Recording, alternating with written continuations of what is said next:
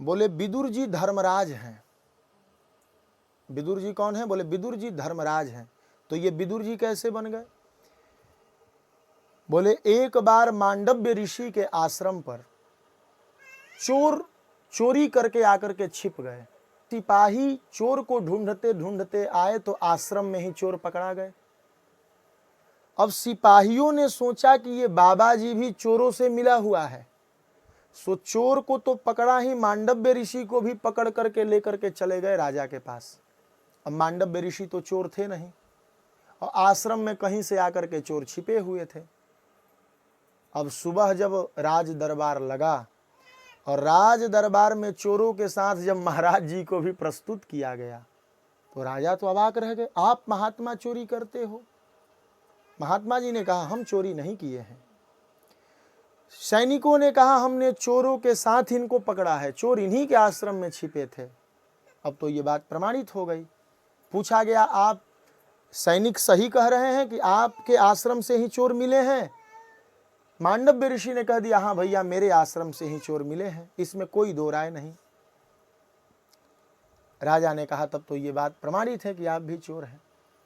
मांडव्य ऋषि सिर झुका लिए और मांडव्य ऋषि को भी चोरों के साथ सूली पर चढ़ा दिया गया।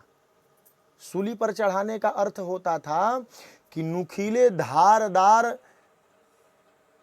हथियार रख करके उसी पर चलवाया जाता था या उसी पर बैठने के लिए कहा जाता था। मांडव्य सब चोरों को चढ़ाया गया, चोर तो मर गए, पर मांडव्य ऋषि को एक बार चढ़ाया गया तो सूली टूट गई। दोबारा चढ़ाया गया फिर सूली टूट गया, तो तीसरी बार राजा कह दिया ये चोर नहीं है, इनको छोड़ दीजिए। और मांडव्य ऋषि सीधे गए धर्मराज के पास। मेरे किस पाप के कारण ये दंड मिला जरा देख करके बताइए। मांडव्य ऋषि के निवेदन पर चित्रगुप्त जी ने धर्मराज को उनका रजिस्टर दिखाया तो बोले बचपन में एक पाप हुआ है कि आप कुशा की पैंती पहन रहे थे संध्या करते समय और एक फतिंगा आकर के आपके ऊपर बैठ गया तो आपने कुशा के नोक से उसे ऐसे खोद दिया था तो उसको छिद्र हो गया था, वो मरा नहीं था। इसी के पाप से आप भी सूली पर चढ़े तो मरे नहीं पर छिद्र हुआ। मांडव्य ऋषि ने कहा आपको निर्णय देने नहीं आ रहा है, क्योंकि बचपन का दोष, बाल्यावस्था का दोष इतना बड़ा नहीं लगता, क्योंकि वो अज्ञान का दोष है। इसीलिए मैं श्राप देता हूं आप अपने पद से च्युत हो जाएं। और वहीं धर्मराज विदुर जी बन करके आ गए थे मांडव्य ऋषि के श्राप के कारण।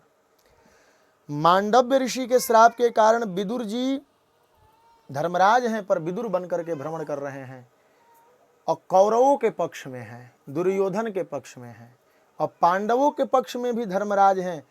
जो धर्मराज को आवाहन करके माता कुंती ने पुत्र उत्पन्न किया था उसी से श्री युधिष्ठिर जी का प्राकट्य हुआ था।